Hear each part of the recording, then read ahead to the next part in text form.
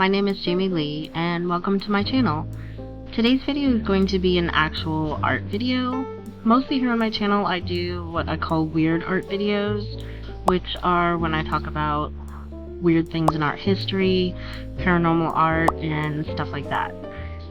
Today's video is not going to be that style of video. I'm actually going to be kind of doing like tutorial slash art technique video, and if that's not really your thing, I'll leave a playlist at the top of the screen here for my weird art videos if you want to go check one of those out if that's more your thing. And I will be back with another one of those videos real soon, so I'll see you then. If you are looking for a more tutorial and straight art style video, this is going to be that one. So in this video I'm going to create a painting on canvas board that is only using gouache paints. The reason I am doing this is because I have a gouache technique that I was taught to use that I don't see talked about a lot, and it's kind of unfortunate because the technique that I was taught, basically it works with the gouache instead of trying to get the gouache to do what you want it to do. And like I said, I don't see this talked about a lot, and there was a time when I used gouache for the very first time and I had no idea what gouache was and what I was doing, and it was a disaster. So I basically was like, oh my gosh, I'm never using this again because I don't know what I'm doing. However, once I was taught the correct way to use gouache and what to know about it that can help you not make a big mistake with your artwork, then it actually becomes kind of fun to use. So I'm going to show you that technique today. This is the gouache art technique that I don't see talked about.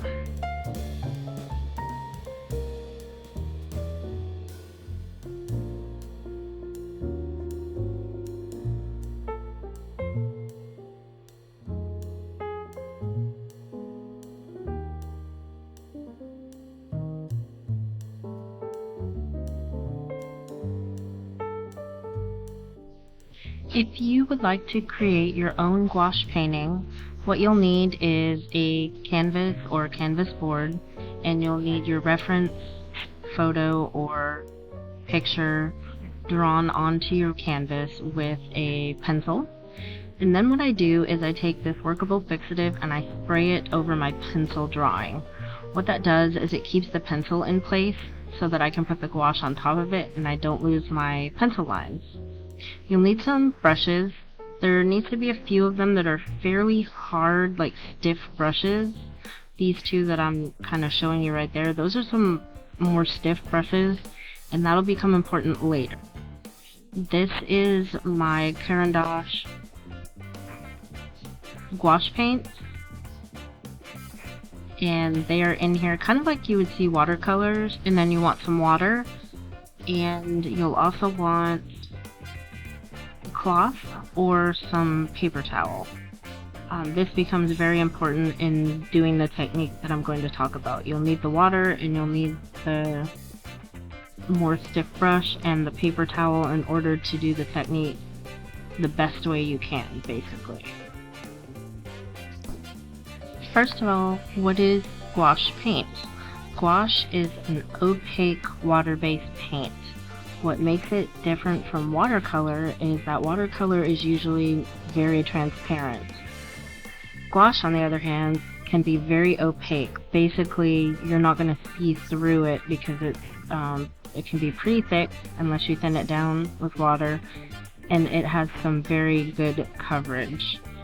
So the other thing, besides being opaque, that you need to know about gouache, and this is the most important thing and the thing that makes the technique I'm going to show you something unique to gouache pretty much. I've seen people do it with oil paint, but really gouache is the type of medium that this technique was really designed for. Gouache is always workable. What does that mean?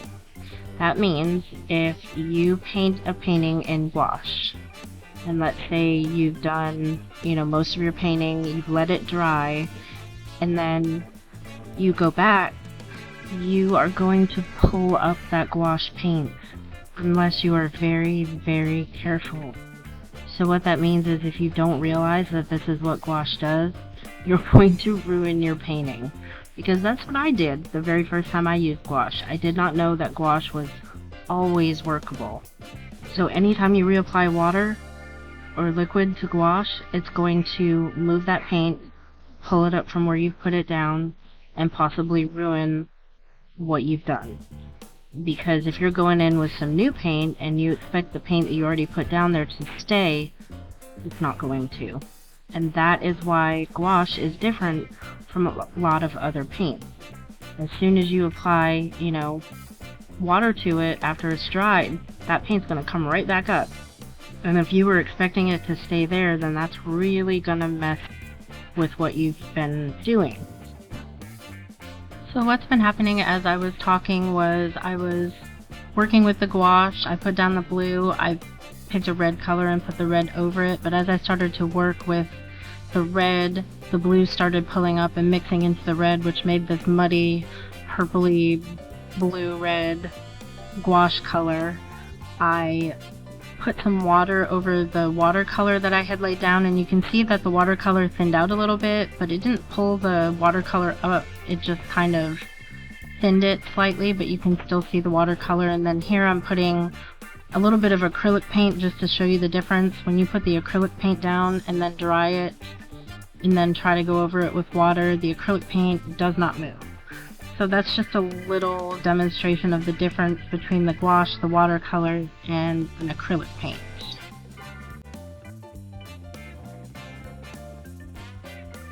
Okay, so now we're going to get into actually painting this painting. To start with, you're going to want to pick your colors that you're wanting to use in the painting. This is a little bit different than what you would normally do. Instead of, mixing colors together or having a palette ready to go, just look at your reference image and basically pull out the main colors in that painting.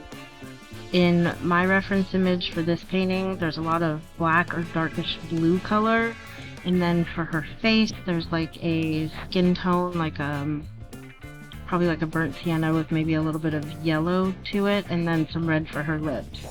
So what you're going to do is you're going to take your gouache and you're going to thin it with some water, and you're just going to go over the different parts of your drawing that you have on your canvas with a wash of those colors. It's going to feel kind of weird and kind of messy, and it won't make sense yet, so just kind of go with it and look at it as kind of like an experiment. So on this painting, for example, I'm going over all of the darkest areas, the black, with my black gouache. I've thinned it out, and I'm just doing a very messy wash of color over the areas where I think the black is going to be. The reason why you don't have to be so precise with this is because later on, as we do the technique, you're going to refine the areas of color. So as long as you get it in the right general placement, then that's probably going to be good enough. So as you can see, I have some of the blue on the background, and then I'm putting in just washes of black paint. So this technique is something that has been used for years. I learned it from a person who was a professional illustrator for 30 to 40 years, and he followed the work of a lot of very famous professional illustrators from the 60s, 70s, and 80s. And they're the ones that use this technique to do their illustrations. Back in the day when people were doing illustrations for magazines, for advertisements, for marketing purposes, a lot of them used gouache, and they would use this technique because it was very quick and very stylistic. And two of the people who pioneered, I guess you would say, or really brought this technique to the world were Bernie Fuchs and David Grove, who are two illustrators back in the, I would say, 60s, 70s, 80s era. My mentor, the person who taught me this technique, calls it the burning technique. I've also seen it called the rubbing out technique, and I think I've also seen it called something else. I refer to it as the burning technique because that's how I was taught. The takeaway technique. So, judging by those labels, you can probably already tell what might be happening. You basically work a gouache painting in reverse. You lay down your color, and then for the lightest areas of your painting, you're going to take away that color and leave those light areas exposed. It's gonna look crazy as you're doing it, but I promise you by the end, it's going to make sense.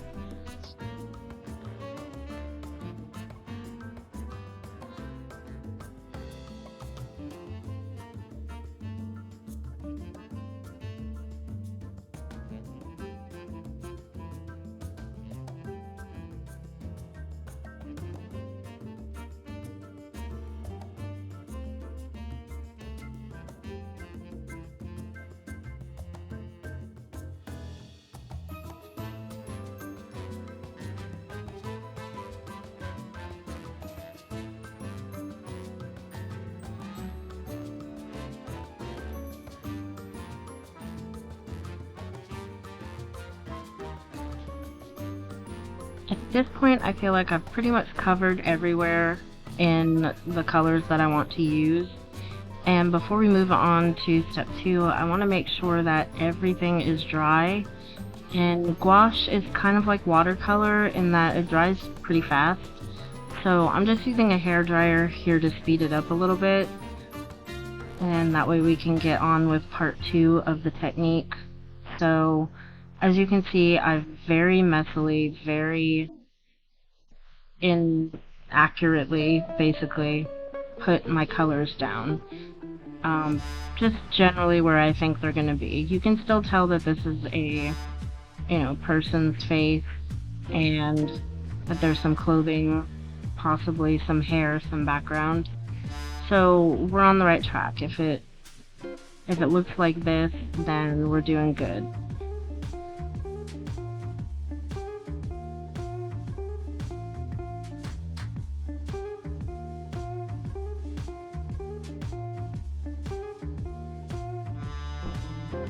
So the next part of this is something that's going to feel completely insane. Once it's dry, you're going to take your brush, you can use the same one that you were using, get it wet, and then just go over all of the areas of the painting.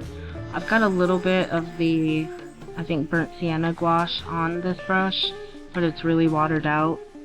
So just go ahead and brush over all the areas of the painting with your wet brush, and you can move the paint around a little bit. This is what I mean about gouache, like as soon as you touch it again with water, it's going to move a little bit. So feel free to, move it around a little bit, and like I said, it's going to be a little bit messy, and this is going to feel like absolute insanity, but this is truly one of those things where you just have to trust the process. Again, I'm going in with the hairdryer just to make sure that all areas of the painting are dry before moving on to step 3. So step 1 is to get all your colors onto your canvas. Step 2 is to take a wet brush and just kind of go over the whole canvas and basically blend the colors in a little bit. And then we're moving on to step 3. After this canvas is dry, and you don't have to worry about gouache, like you can touch it a little bit, like you saw me do there, just to test to see if the canvas is dry. For this next part of the technique, you're going to want to have your reference photo handy, like basically right beside you, because you're going to refer to it very closely. Because what you're going to want to do is look at the lightest areas of that photo, and you're going to recreate those areas on your painting. So I like to take my reference photo and just basically put it beside my canvas so I can refer to it pretty much all the time as I'm working on this next part of the painting. You're going to grab one of those stiff brushes that we talked about. You're going to want to have your water nearby so that you can dip your paintbrush in it frequently, and you're going to want to have your rag or cloth pretty much either right next to your painting or basically hold it in your hand. So you take a little bit of water on your brush and then you scrub over your painting in the areas that are lightest in the photo. So in the photo that I have, the lightest area is her skin, basically.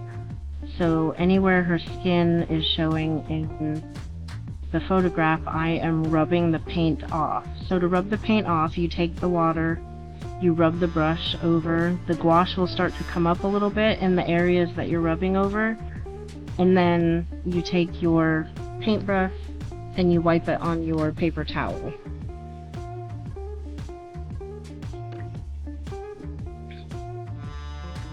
And then you just keep repeating this process for all of those lightest areas. Now some you can make lighter than others, and with gouache you can also kind of blend areas into each other. So for instance, on here, the bridge of her nose, the very highest point, is probably going to be the lightest area, so you could go in on there and bring that almost to white.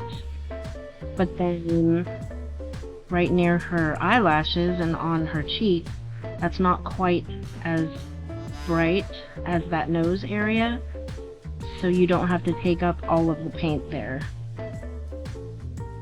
So you're basically just working with paint to pull it up off the canvas, and you're kind of judging according to your photograph whether you want to take off a lot of paint or a little bit of paint, or sort of blend that paint together to get, in this case, a realistic looking skin area. What will start to happen as you do this is basically the painting is going to start to emerge from the colors that you've put down. So you're pulling out all of the lightest spots and leaving the darkest spots. And in fact, in some cases, once you pull out those lighter spots, you might find that you need to go back and make the dark areas darker. So what you're really doing is you're bringing the light areas of that painting out of the painting. So you really want to pay attention to the shapes of the lightest areas. Really compare it with your reference image or photo so that you can recreate those same shapes as you're taking the color off.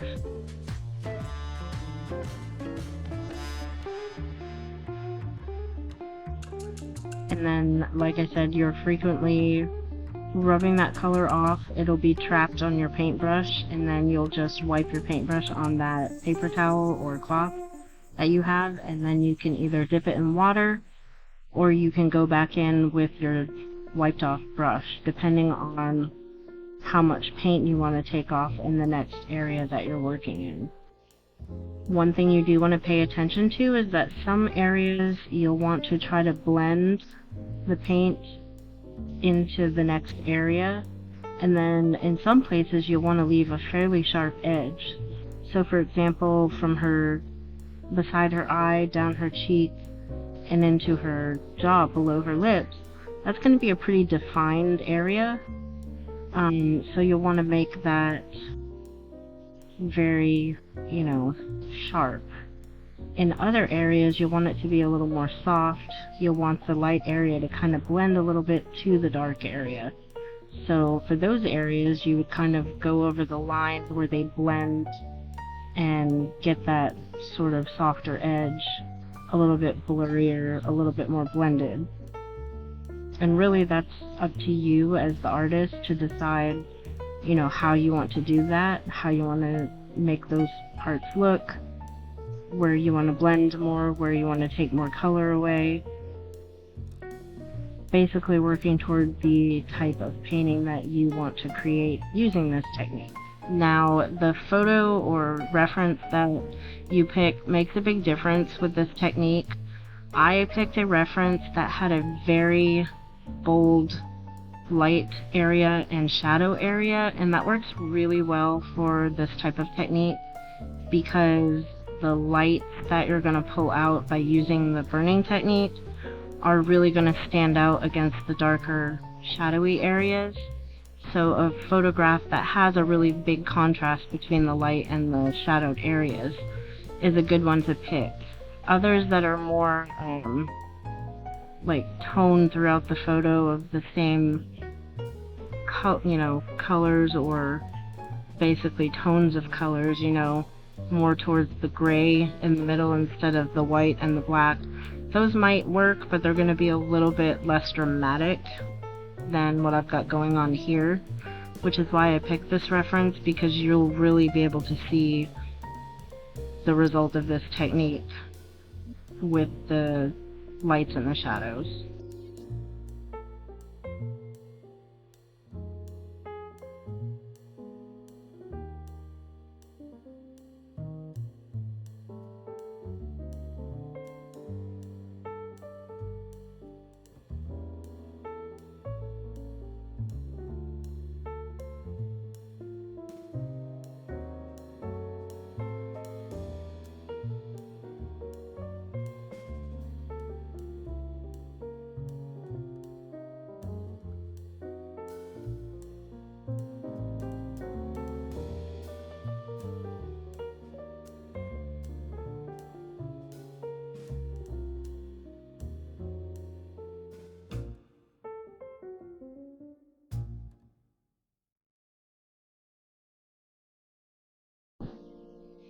You may be wondering, what happens if I mess up?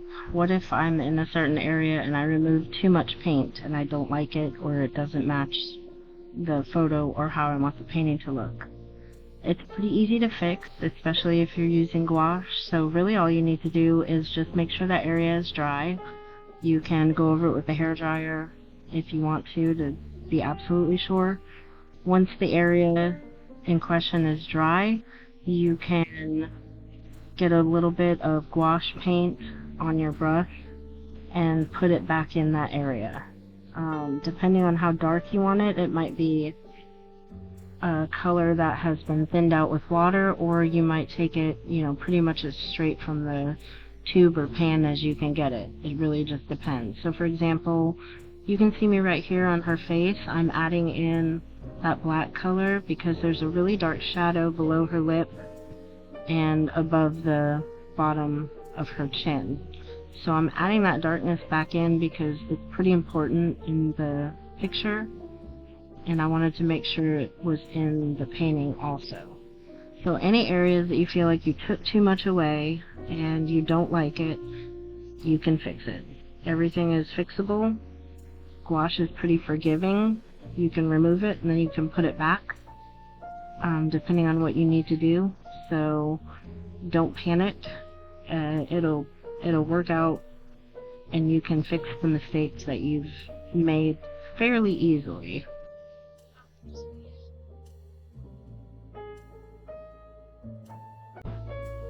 Once you've started to get things generally how you want them, then you can start to refine parts of the painting depending on what area of the painting it is, how you want it to look, how defined you want things. So you can just go over and add color if you want to, blend things, make some areas darker, really just kind of step back and look at your whole painting and then see what you might want to change or fix or add detail to. This is the time when you can really just go ahead and see if things look the way you like them or want them to look. If they don't, change them, fix them, take away detail, add detail.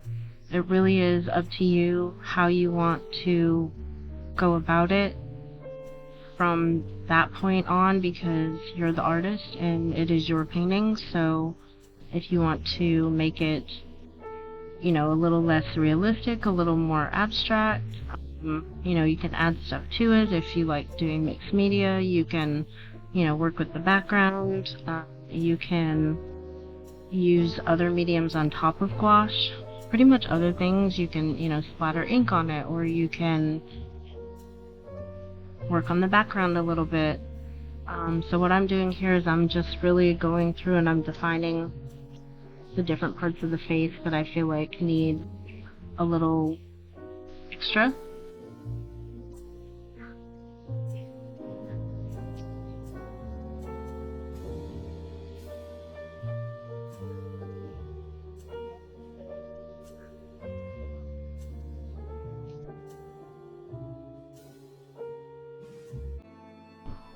Now that I've reached this point, you might wonder, how do I finish a painting like this?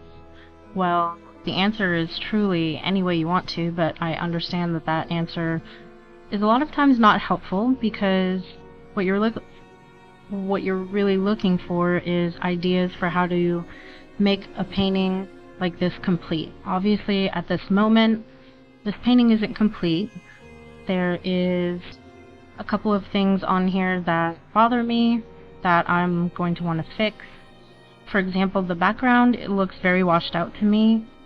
So you'll see me a little bit later here. I'm going to pretty much go over all of that dark area with another wash of like black watered down.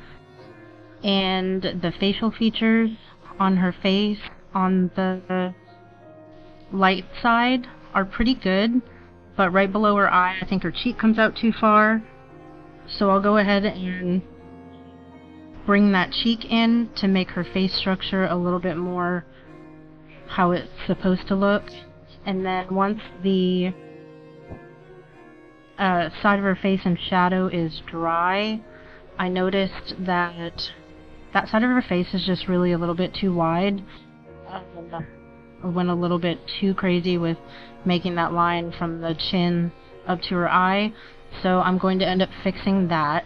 So basically what I'm saying is anything that you see that is a mistake, or that's an area that doesn't make sense or doesn't look right, this is the time to go ahead and fix those areas so that they are more what you're wanting them to look like.